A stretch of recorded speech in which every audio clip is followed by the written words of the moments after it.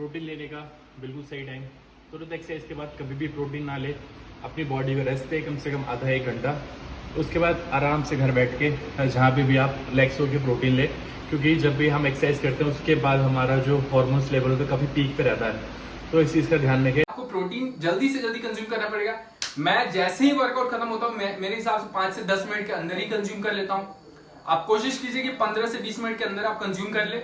अगर आप नहीं कर सकते हैं, maximum go to 30 to 40 minutes, because it's anabolic window. मैं एनाबॉलिक विंडो में जरूर विश्वास करता हूं। वीडियो में देखा कुछ इन्फ्लुएंसर्स ये कहते हैं कि आपको वे प्रोटीन को वर्कआउट के आधे घंटे के बाद लेना चाहिए रेस्ट देकर। कुछ इन्फ्लुएंसर्स ये कहते हैं कि आपको वे प्रोटीन को वर्कआउट से के 5 मिनट के अंदर में ले लेना चाहिए।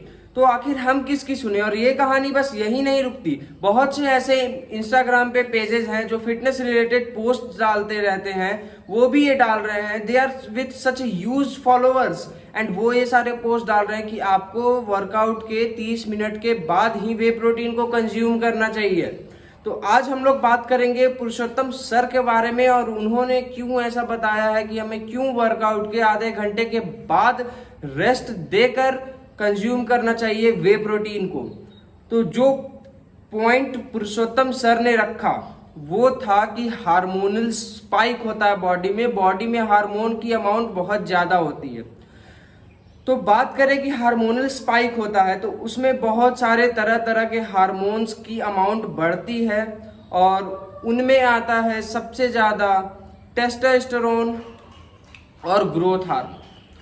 तो शायद पुरुषोत्तम सर को ये नहीं पता है कि वो जो इंजेक्शन लगाते हैं वो भी टेस्टोस्टेरोन लगाते हैं।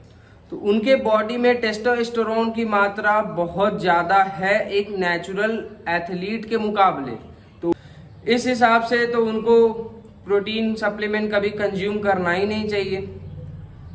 वर्कआउट के बाद टेस्टोस्टेरोन की मात्रा बॉडी में ज़्यादा रहती है, ये सच बात है, लेकिन टेस्टोस्टेरोन हमारी बॉडी में प्रोटीन सिंथेसिस को बढ़ाता है, प्रोटीन के अब्जॉर्प्शन को बढ़ाता है, और उस समय हमें प्रोटीन अब्जॉर्प्शन और प्रोटीन सिंथेसिस की इसलिए बहुत ज़्यादा ज़रूरत रहती है क्योंकि हमारे मसल उस समय ब्रेक्ड हुए होते हैं एंड उन्हें रिकवरी के लिए प्रोटीन की अमाउंट की ज़रूरत होती है।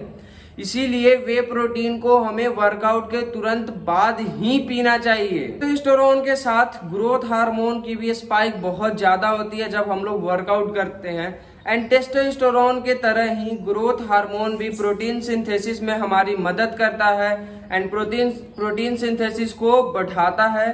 तो इससे डाइजेशन का कोई लेना देना नहीं है एंड बॉडी को रेस्ट देने की आपको कोई ज़रूरत नहीं है। आपको वर्कआउट के तुरंत बाद ही वे प्रोटीन शेक को कंज्यूम करना है। दूसरी बात यहाँ पे ये उठती है गाइस, वे प्रोटीन से बहुत ज़्यादा सस्ती चीज़ें मार्केट में अवेलेबल हैं, तो फिर आखिर वे प्रोटीन इतने बड़े अमाउंट में क्यों बिक रहा है एंड सारे बॉडी बिल्डर्स या सारे जिम लवर्स वे प्रोटीन को ही कंज्यूम क्यों करते हैं? इसके पीछे का कारण है गाइस कि वे प्रोटीन फास्टेस्ट डाइजेस्टिंग प्रोटीन है। तो पुरुषोत्तम सर जरा मुझे अब ये समझाएं कि मैंने वे प्रोटीन लिया जो कि फास्टेस्ट डाइजेस्टिंग प्रोटीन है एक्स्ट्रा पैसे देकर, अंडे चिकन की जगह मैंने वे प्रोटीन लिया एक्स्ट्रा पैसे लगाकर, एंड उसके बाद मैं उस फास्टेस्ट डाइजेस्टिंग प्रोटीन को वर्कआउट के आधे घंटे के बाद ले रहा हूं। क्या आप इसका मतलब समझा सकते हैं? वे प्रोटीन को इसीलिए कंज्यूम किया जाता है क्योंकि वे प्रोटीन बहुत जल्दी बॉडी में डाइजेस्ट होकर हमारे मसल्स को रिकवरी प्रोवाइड करता है। एंड ये सर बोल रहे हैं कि वर्कआउट के आधे घंटे के बाद आप वे प्रोटीन को कंज्यूम करें, एंड लोग फॉलो भी करते हैं because he have abs and he has ripped body.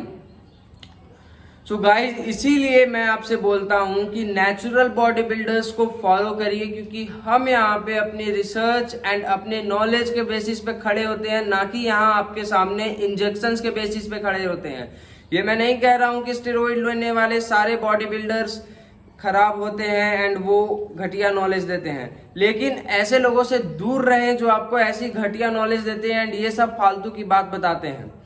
And Saurabh sir का ये कहना भी बिल्कुल सही है कि वर्कआउट के बाद हमारे बॉडी में एनाबॉलिक विंडो कंडीशन होती है। इसका क्या मतलब होता है कि इस समय हमारे बॉडी में किसी भी कॉम्प्लेक्स से कॉम्प्लेक्स मॉलिक्यूल्स को सिंथेसिस करने की जो क्षमता होती है हमारे बॉडी की, उसको डाइजेस्ट करने की क्षमता होती है, वो बहुत ज्यादा होती है। एंड इसीलिए आपको पोस्ट वर्कआउट मील को या फिर पोस्ट वर्कआउट शेक को वर्कआउट के तुरंत बाद ही यूज करना चाहिए, ताकि आपको मैक्सिमम बेनिफिट्स मिल सके। तो आज की वीडियो के लिए इतना ही गाइस। घर में रहें, सुरक्षित रहें।